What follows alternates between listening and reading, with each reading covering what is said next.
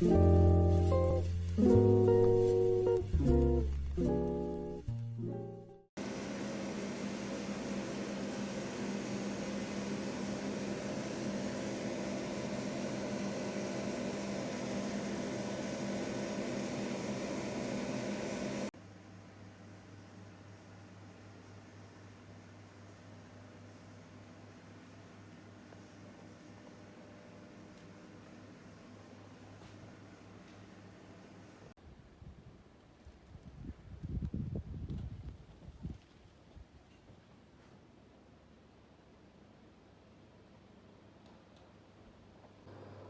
morning.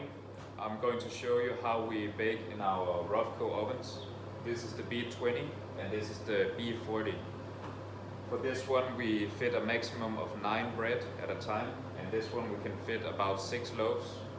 Sometimes if we are not baking that much bread, we are only taking 3 at a time in this and 6 at a time in the big one. We're just doing it with a manual water spray, which can be a problem because the lamp in the top of the oven usually breaks. Pretty common problem. This one is brand new and we're testing it out today. I'll be spraying at the bottom to not destroy the lamp too early. So yeah, let's start. You can see we have our fridge filled up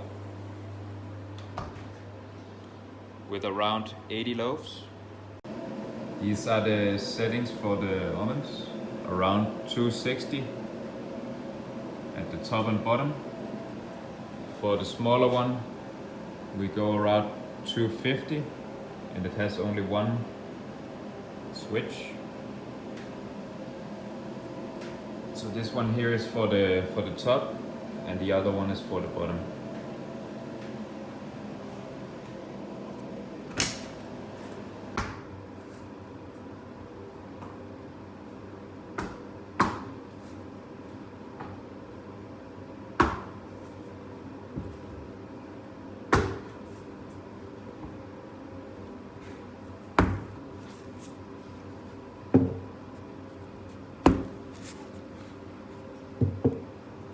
Just going to cut just below the surface.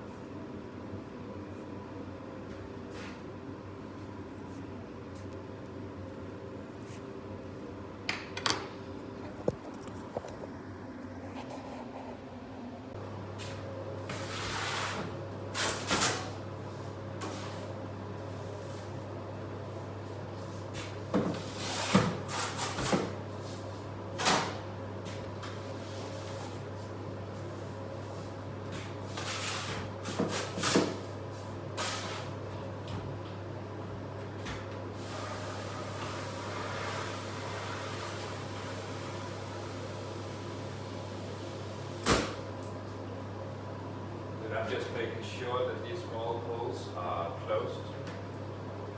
I can add a bit more water if I want. A bit more steam.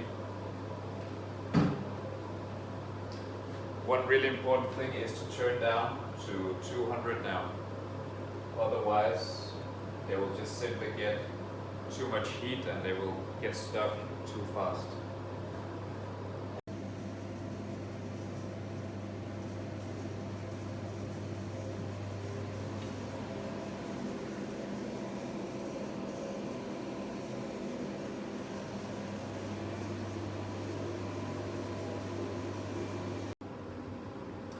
Now I'm going to load the small oven, and since we don't have that much bread today, I'm just going to do 3 at a time.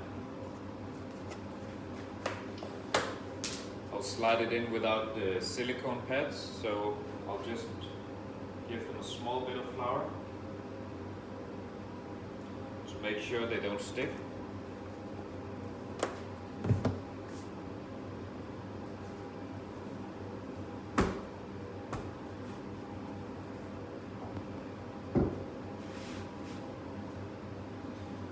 That way I can just move them around on my board as I want.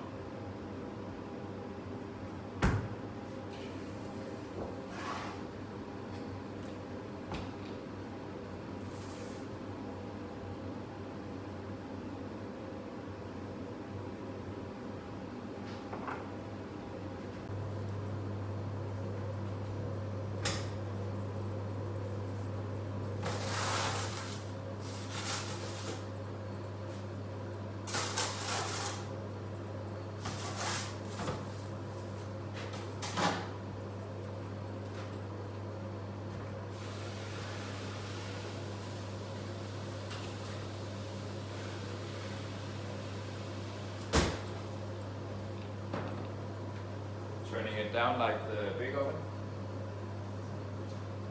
If I don't turn down the heat, the crust will just form too fast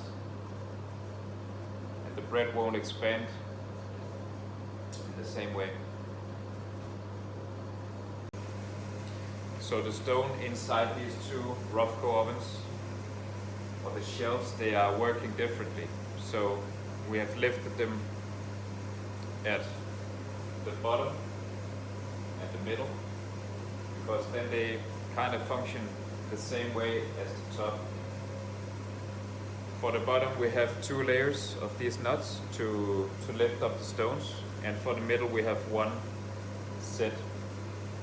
So the stones are just laying directly on these, and that gives a more even heat in these ovens, and we get a better result for the bread.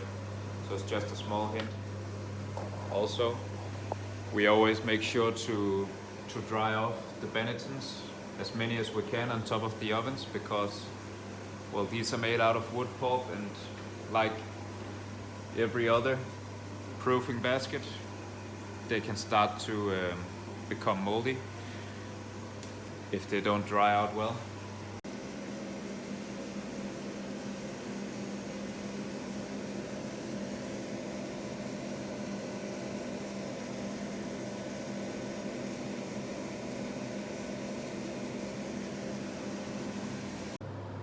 So now the first 20 minutes have passed and we are ready to let out the steam and then continue the bake.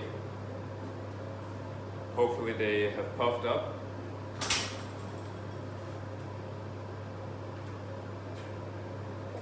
First set.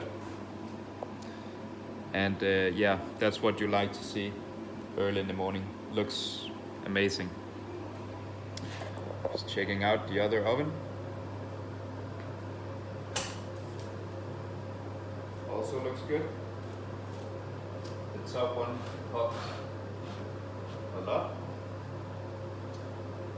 You can see they've taken a bit of color, which indicates that maybe I should have turned it a bit further down. So sometimes we adjust it a bit, especially if the loaves are, there's a slight difference between 800 gram loaves and a kilo loaves. These are 900. So next time I'm just going to turn it down another 10 degrees. So now I continue baking with these holes open. Same for the other oven. And after 10 minutes I will take the bottom loaves and put at the top and turn them around so they get an even color. It's pretty easy for this oven. You don't really have to do it in the small one because the chamber here gives out heat all the way around. But over here you have 2 loaves laying between each other. So in the middle they will have a very pale color if you don't turn around the loaves. Since the heat is higher in the middle and the bottom, we also switch them around on the shelves to get an even bake.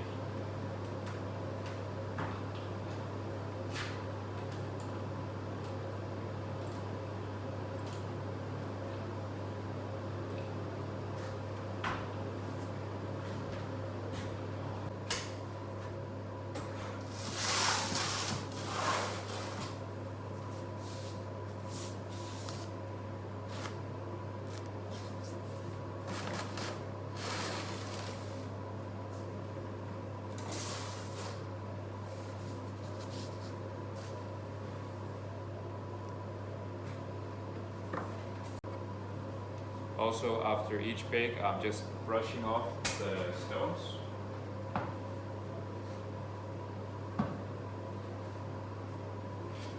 We've got a lot of fire alarms in here, so I don't want to set it off. So that's just to keep it nice and clean and not have any smoke.